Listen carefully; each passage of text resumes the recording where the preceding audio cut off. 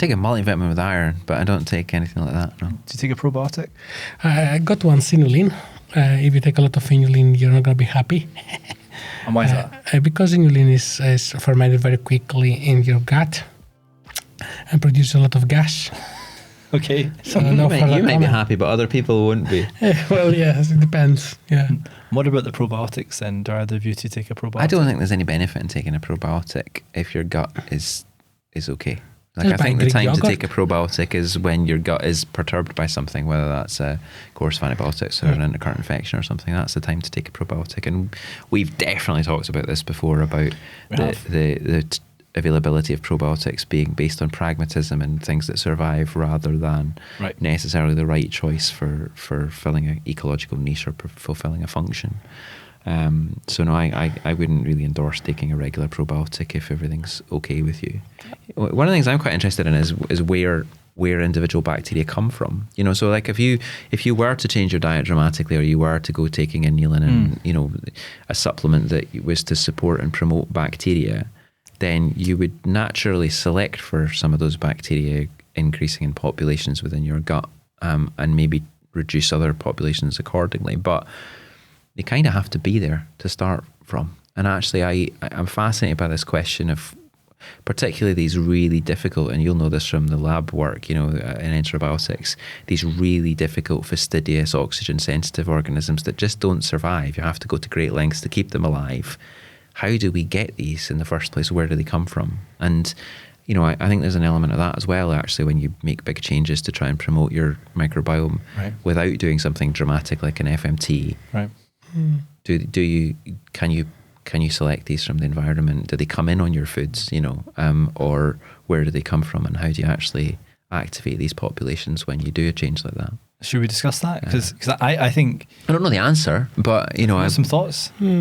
I think most of us have within their gut somewhere some of the bugs you're talking about. Yeah, at really low levels. Like the Fecalibacterium Parasitia, the Akkermansia mucipilia. We've got them at high levels, not at low levels. Yeah, those guys are at high levels. If we're healthy, right? Yeah. We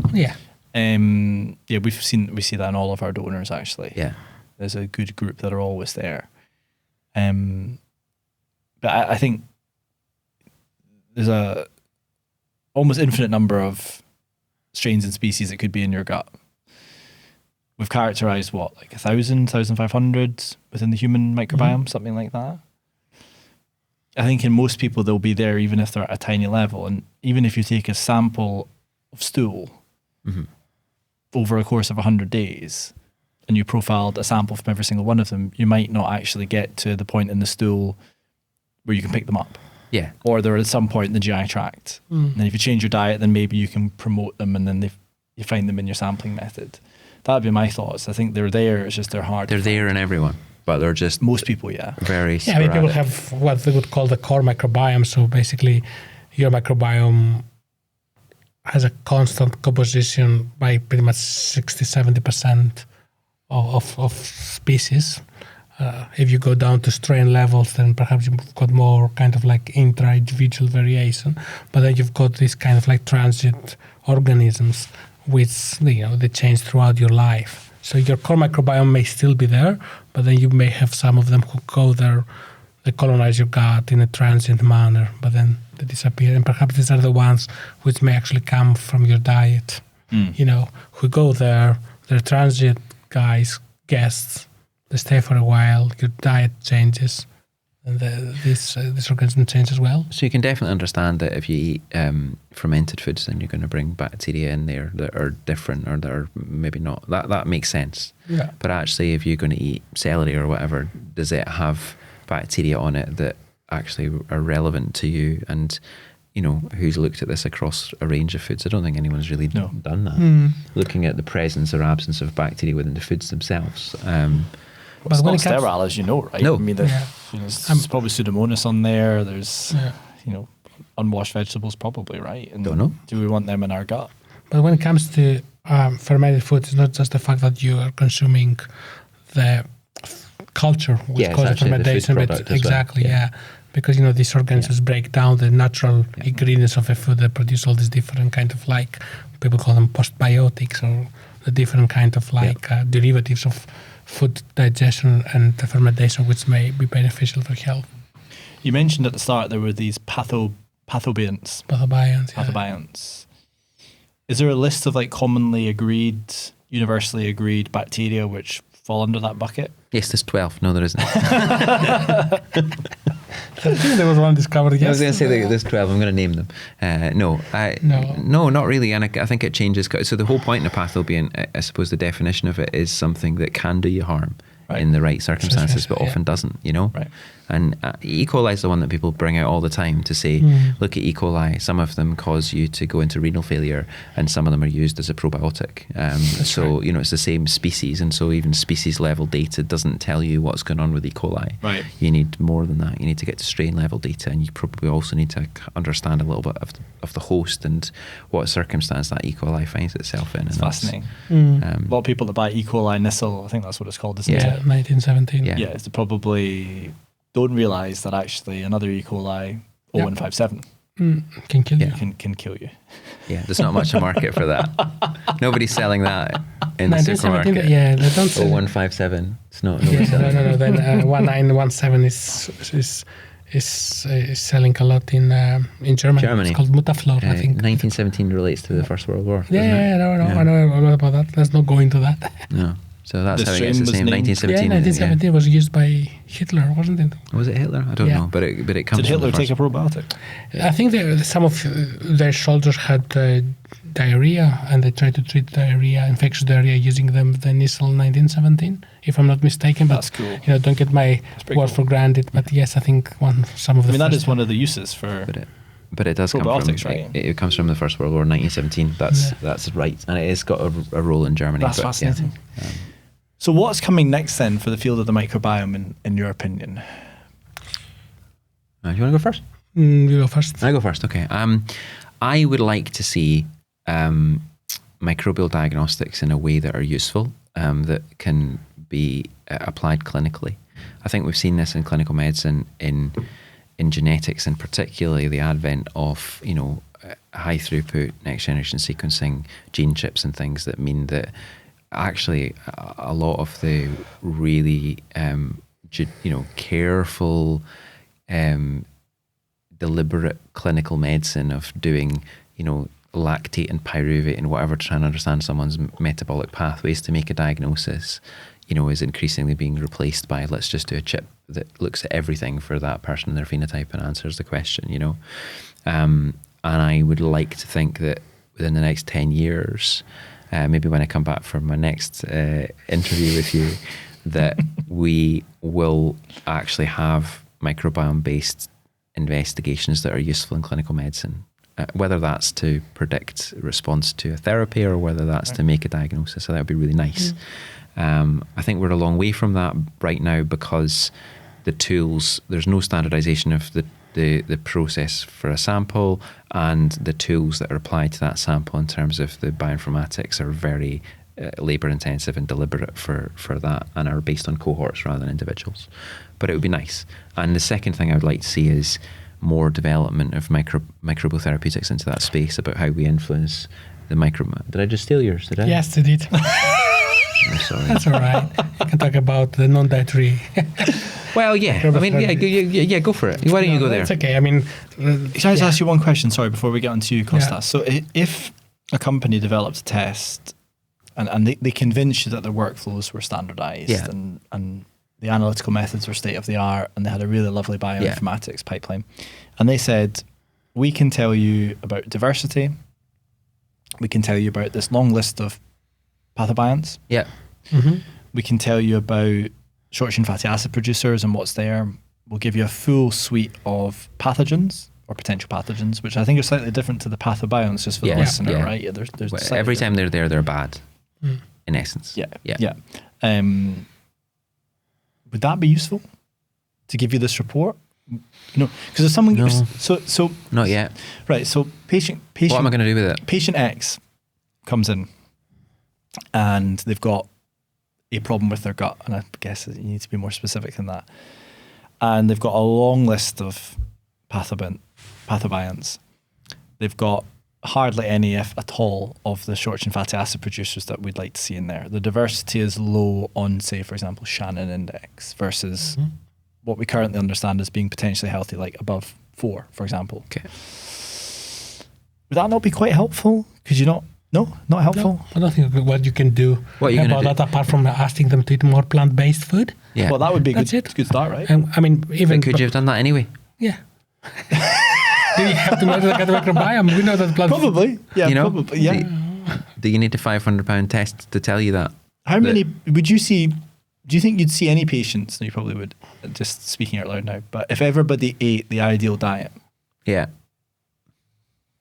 Would I see any patients at all? Would I be unemployed? Is that the question? if everybody actually looked after their microbiome in an amazingly rigorous and robust way, surely there'd be less patients in the hospitals. Yeah, there might well be. I don't know how much IBD we would see. That would be a really interesting question, is if you took a cohort of people at risk of IBD and you treated them from a dietary perspective from very, very early in life to promote the healthiest microbiome you can, what would that do to the risk of subsequent IBD? I suspect some of them would still develop it, but probably fewer. It's a thought experiment, and I don't have any data to support that. I think things like celiac disease would probably still happen. I would still occasionally see peptic ulcers and things because people would still get Helicobacter pylori. So there's another kind of different microbiome mediated disease. A lot of what we do in liver diseases would still happen, I suppose. So I would still have a job, but I wouldn't be as active within inflammatory bowel disease as I probably am. I suspect, but I don't know. Assuming that diet interacts with the microbiome and this interaction gives you Crohn's disease, this is That's still not proven. Yeah, it's a speculation, but we haven't actually proven that. You feel very strongly about it, though. Yeah, I think IBD probably is the first microbiome associated disease. You know, the way I think of IBD probably now is that it's a disease of the microbiome that happens to affect the human. You know. Wow. Never heard it put like that before. We're going to cut that one. Yeah. Absolutely. I really like that. Yeah. You make his day. That's it. That's cool. Yeah. That's cool. What do we need to do to prove it? So that there's no doubt anymore. I mean, I think CD treat is proof. Sorry to say. I mean, maybe I'm being overly simplistic. Well, CD treat is a diverse diet. So the difference between CD treat and EN is that when you treat patients with EN, you just give them one food, and this is the food they consume always. When it comes to CD treat, is you give them a variety of foods, and personally, I believe that there are certain foods of these which have an important role in causing inflammation, and other ones which are probably protective. So, you know, in my opinion, in the future, what we need to do, we need to refine the composition of CD treat and try to work out which of these foods we don't have to worry at all, and we can actually relax the diet, and which of these foods we have to pay more attention and be a bit more kind of like restrictive or stringent in the amount or the type of the food we give them. I think the most interesting thing, and why I'm fascinated by dietary therapy and Crohn's disease, the most interesting thing for me is that you take someone who's got an inflammatory condition and active visible ulcers that you can go and see and count if you wanted to, that are bleeding and causing diarrhea and all these other things, and you do nothing to their immune system. You don't give them steroids, you don't give them potent immunosuppressant drugs, you don't give them anything to do anything to the immune system. All you do is just remove a whole load of things from their diet and give them these therapies. And you know that 4 out of 5 of them will get better and will heal all of that, and those ulcers will go away, and the immune system stops causing the trouble that it's causing. And that, to me, tells me that we don't understand this disease in a fundamental way, and that there's something we can unlock here which will transform the management of this disease for our patients. And that's where I really hope we'll go with, you know, CD treat and things past CD treat, is how do we actually take somebody on a dietary journey for this condition rather than on a drug-based immunosuppressant journey. That's not to say, and this is important to qualify as a practicing physician, the drugs we have for managing Crohn's disease and ulcerative colitis are very good drugs, and they're needed, and I would far rather choose to use those drugs to switch off inflammation and to heal someone's bowel and to have them grow and thrive and play football and tennis and hockey and whatever else they want to do in their lives, than not go that route. You know, I'm a big advocate of drugs and I use them in my practice every day, but I would still like to have alternative routes that are less dependent on that we can take patients on, particularly from early in their journey. And I think in the future we'll see more of these combination therapies. Yeah. So we'll see more and more clinicians using, drugs, as Richard said, which aim essentially to block your immune system, and more dietary therapies, which essentially aim to eliminate the environmental trigger of the disease. And we have actually trials in our group where we try to combine these dietary therapies with advanced therapies, biologics that Richard uses all the time, in order to improve the clinical outcomes of patients. We know that even with some of these very expensive and state-of-the-art biologics, responses approximately 50-60%. We know that perhaps that if we combine these biologics with dietary therapies, we can improve this threshold from 60 to 70, 80%, which obviously will improve patients' outcomes, disease control, quality of life, and well-being. And they're different mechanisms. Yeah. And I always say to people, I was giving a talk in Newcastle about diet and Crohn's disease just a couple of weeks ago, and I said you should consider it a free hit. When your patient's really struggling and you don't have an option, or they want to avoid surgery, or you're going to use a therapy but you think it's going to take time to work, then think about putting dietary therapy in there, particularly for motivated patients who want to do that. One of the challenges in adult medicine is the lack of availability of dietitians really to be able to do this safely and supported. But that comes from demand, and actually if patients want it and are looking for it, and gastroenterologists know about it and are recommending it, then hopefully that will become more available for people. And do gastroenterologists get training in dietetics and nutrition as part of their fellowships and so on? No. We're not. I'm not practitioners. They should though, right? Surely. A little bit. Yeah, we get a bit. I think I'm not an adult gastroenterologist, I'm a pediatric gastroenterologist. I think we know relatively quite a lot about nutrition, because a lot of our patients are utterly dependent on us for nutrition, giving intravenous nutrition and adjusting their carbohydrate, protein, fat, calcium, magnesium, all these things on a day-by-day basis to get things right for them when they're very, very sick. So I think we know and think quite a lot about nutrition, but we're not dietitians, we're not trained as dietitians.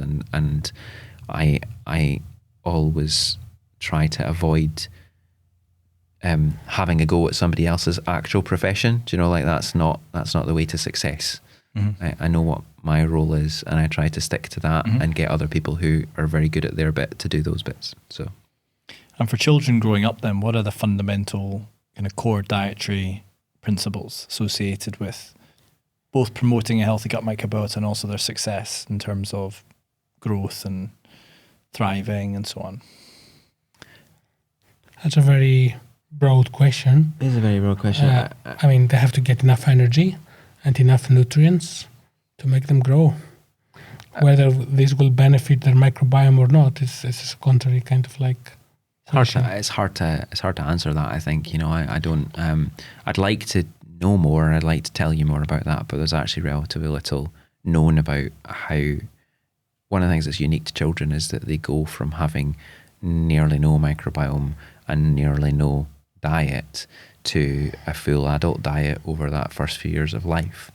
And in doing so, they establish their microbiome for the first time, and then they're a bit stuck with it for the rest of their days. So there probably is a lot of really important findings and a lot of really important things that we could identify in that phase and actually give advice about or make recommendations about, but we currently know very little about that actually. And I suppose that I go back to the fundamental message from earlier, which is children should eat a broad and balanced diet that has all the key foodstuffs, that pays attention to things like calcium intake, and we shouldn't go taking things out of their diet without good justification or without specific professional advice about what we're doing and why, particularly dairy.